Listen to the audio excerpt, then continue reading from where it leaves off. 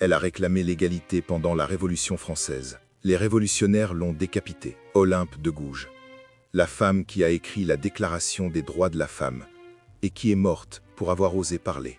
Abonne-toi pour les voix qu'on a tenté de faire taire. 1791. La Révolution proclame liberté, égalité, fraternité, mais uniquement pour les hommes. Olympe de Gouges écrit la Déclaration des droits de la femme et de la citoyenne. Article 1er. La femme naît libre et demeure égale à l'homme en droit. Elle exige le droit de vote, l'éducation, le divorce, la propriété.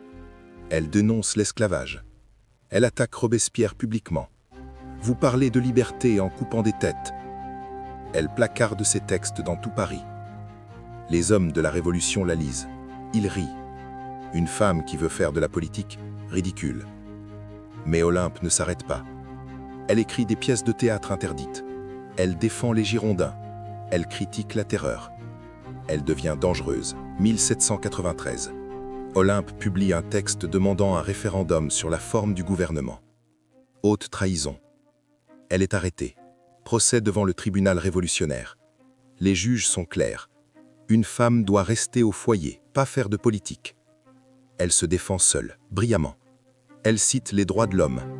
Elle rappelle que la Révolution promettait l'égalité. Le président du tribunal la coupe. La loi punit les conspirateurs, pas les philosophes. Mais vous avez conspiré. Verdict. Mort. Elle demande un avocat. Refusé. Elle demande à s'adresser au peuple. Refusé. Le 3 novembre 1793, elle monte à l'échafaud, place de la Révolution. Elle crie « Si la femme a le droit de monter à l'échafaud, elle doit avoir le droit de monter à la tribune. » La guillotine tombe.